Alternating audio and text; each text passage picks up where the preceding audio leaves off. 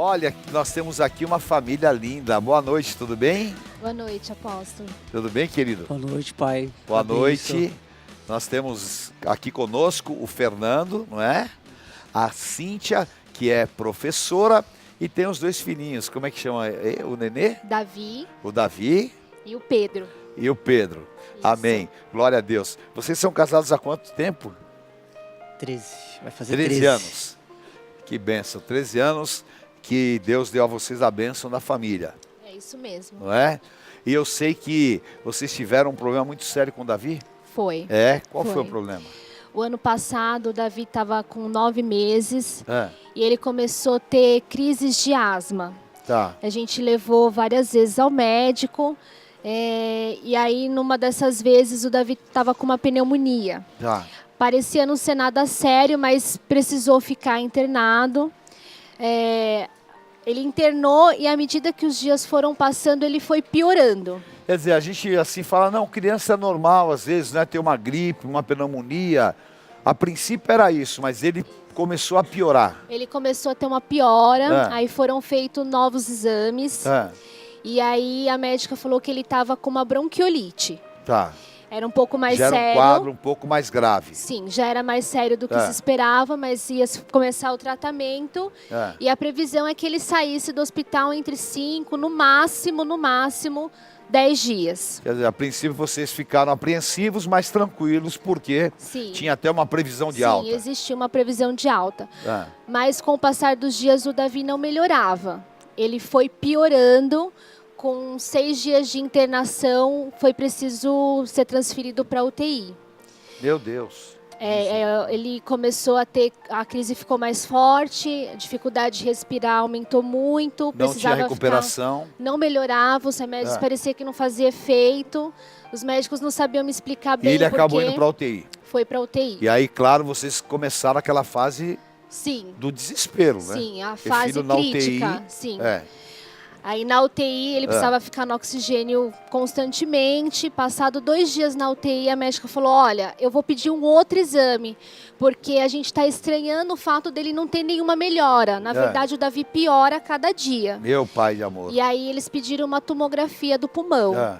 Quando eles fizeram essa tomografia, eles descobriram que a bronquiolite tinha se agravado, se tornou uma bronquiolite obliterante, que ela toma os 2 lados do pulmão. Sei. Isso proveniente do quê? Isso por conta do vírus que ele pegou. Ele contraiu um vírus. Isso, chamado sincicial. Meu pai de amor. E aí esse vírus ele gerou a pneumonia, a bronquiolite e foi se agravando. E o estado dele ficou crítico. Foi grave, ele já estava com insuficiência respiratória aguda. Meu Deus do céu. Meu Deus do céu. Quer dizer, na verdade, assim, hoje a gente pode falar, ele estava correndo risco de morte. Sim, ele estava correndo risco de morte. Os médicos me deixaram ciente disso. Na UTI, que o caso dele era grave já, E você e o Fernando clamando e orando. constante. Constantemente, pai. Eu falo que nesse tempo o Senhor, assim, foi o nosso caminho, né? Porque aos olhos humanos e aos médicos, ele estava num ótimo hospital. E Mas todos ninguém os podia dias, fazer nada. Ninguém podia fazer nada. E a gente falou, ó, só o Senhor. E a gente sabe que essa hora o Senhor faz a diferença, não é? Esse é o momento. É. Esse é o Porque momento. se você não tem realmente essa força do Espírito Santo, se você não tem a presença do Senhor e a cobertura da igreja, você fica Não, doido, né? A igreja foi essencial na nossa É. vida. As orações, o povo clamando, a família ajudando. E esse quadro assim mais agudo durou quanto tempo? Ele durou em torno de 1 semana. Ah, Nesse meio tempo, a médica, depois que ela fez a tomografia, ela falou que ela teria que entrar com uma intervenção médica chamada pulsoterapia, que é uma dose altíssima de corticoide, para ver se ele tinha alguma reação, porque até então ele não tinha tido nenhuma melhora, nenhuma reação à medicação. misericórdia, você tem um filho saudável, correndo, e de repente você está nesse estado tão difícil, tão crítico, enfrentando toda essa maratona de médicos, de remédios e a incerteza, porque também você recebe tantas informações, né? Sim, Um fala uma coisa, outro fala outra, até os médicos divergem muitas vezes, e é uma loucura. E aí, nesse estado, o que aconteceu? Porque vocês foram marchar para Jesus? Então, quando começou a pulsoterapia, a médica me falou de uma série de sequelas e reações que ele poderia ter. Tá. Mas era a última alternativa dela. Então, essa pulsoterapia, ela começou 2 dias antes da marcha para Jesus. Na verdade, eu entrei no hospital ciente que eu ia marchar. Tá. E estava se aproximando a marcha e nós estávamos lá na pior situação. E aí, ele fez o primeiro dia de tratamento, ele não teve nenhum efeito colateral, porém... Isso foi há quanto tempo? Um ano atrás. Exatamente um ano. Um ano atrás. Na marcha do ano passado. Na marcha do ano passado. A gente estava... Quando ele começou essa pulsoterapia, eu não sabia se eu conseguiria ter força para ir para a marcha. Imagino. Porque nesse meio tempo tudo, né? Tem o Pedro também. E eu falei, todo dia eu ia embora e chorava na presença do Senhor. Só que nesse dia eu fui para o altar. Eu falei, eu preciso ir para o altar. Eu até mandei uma mensagem para o bispo Luciano na época. E falei, bispo, hoje eu preciso estar no altar com o Senhor. E foi o dia que o Senhor me marcou, né? Ali eu falei, Senhor, eu vou. Eu vou porque eu preciso marchar pelo meu filho, pela minha esposa. E eu sei que Ele é teu.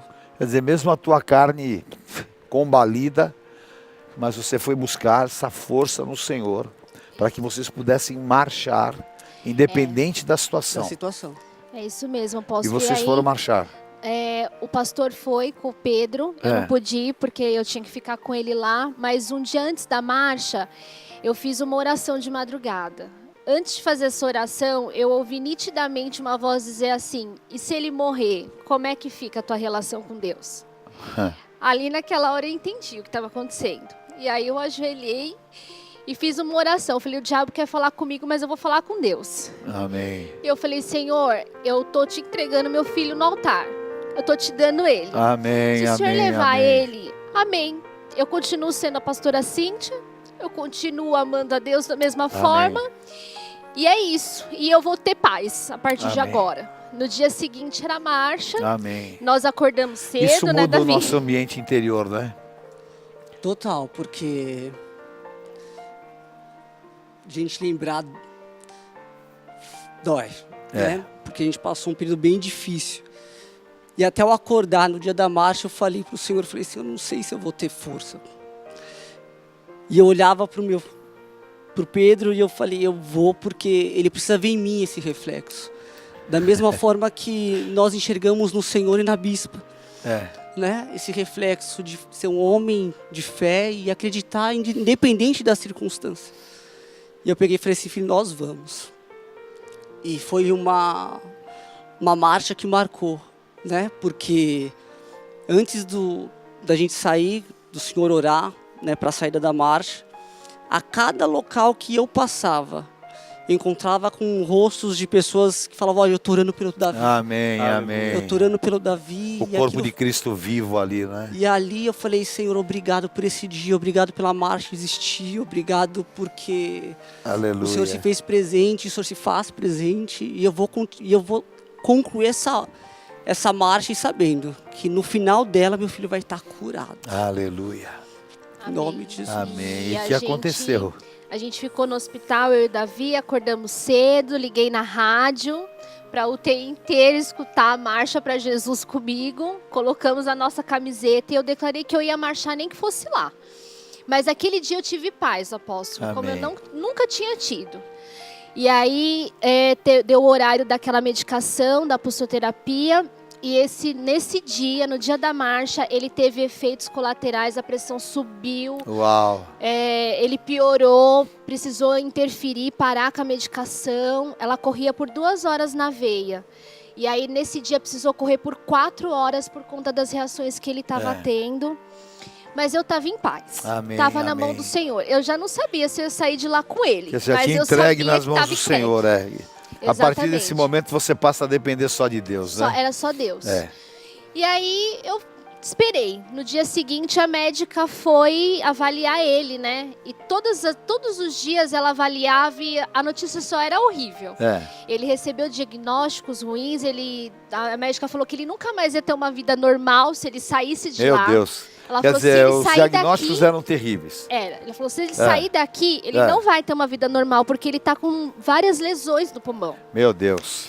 E aí a gente acordou no outro dia e ela foi avaliar ele e ela colocou a mão na cabeça e ela falou, meu Deus, fez efeito. Uau. Ele tá muito melhor. Quer dizer, no dia seguinte. No dia seguinte. O dia depois da marcha. Que é isso? É aquele quadro que era terrível. Aquele quadro que não tinha perspectiva, cheio de diagnósticos e sentenças. No dia seguinte ele já teve uma reação. Sim, muito, muito grande. A médica ficou até anormal, vamos dizer assim. Anormal. A médica falou, ela falou, ele está muito aleluia, melhor do que eu esperava aleluia, encontrar glória ele a Deus. aqui hoje. Até o médico, né, um dos chefes lá, queria conhecer o Davi. Meu Deus. Né? Por tudo que ele estava passando, falou assim, não, eu queria ver com os meus olhos. Aleluia. Né? O pneumologista do hospital E aí houve a recuperação completa. Completa, aí no dia seguinte ele fez o último dia do tratamento. Meu Deus. E aí já foi liberado para ir pro quarto, que era uma coisa que não tinha nem previsão, ele ir pro quarto. Deixa ele correr um pouquinho aí. Ele foi. Aí. Ele foi pro quarto e no segundo dia que ele saiu da UTI, ele no que é quarto... o irmão, a médica falou pra mim, olha, primeiro ela tinha dito que ele ia sair de lá, se ele saísse, ele não ia ter uma vida normal. Que ele ia chiar a vida inteira, que ele ia ser um bebê cansado a vida inteira. E ele saiu de lá correndo, apóstolo. Saiu lá correndo. Brincando, aleluia, pulando. E você tá aí?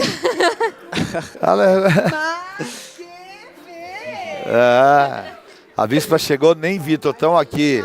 Então tô aqui entretido porque, obviamente, todo mundo sabe tudo que nós enfrentamos com o Bispo Tide. Eu sei qual é a dor desse processo, eu sei tudo aquilo que envolve, porque quando a bispa fala, a parte mais dolorida do nosso corpo é o nosso filho. Sim. E quando você faz como Abraão, não é? Como você faz como Mordecai, que você entrega o teu filho para um propósito de Deus, então o propósito se cumpre. E o propósito de Deus para vocês é que ele tivesse hoje curado aqui, liberto. Sim.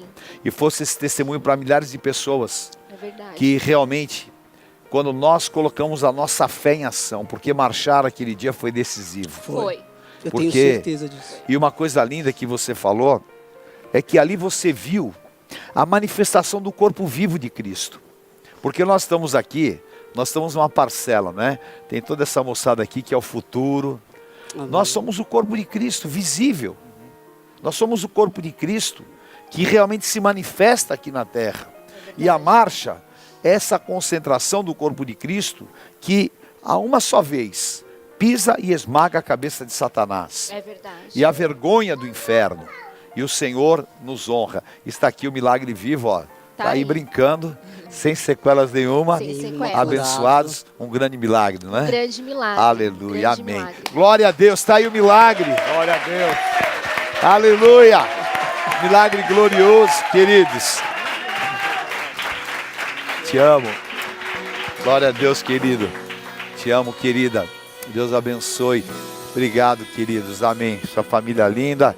Valeu, campeão. Hey. Aí. Give me 5. Aí. Glória a Deus. Amém, amém. É aí a marca do Senhor.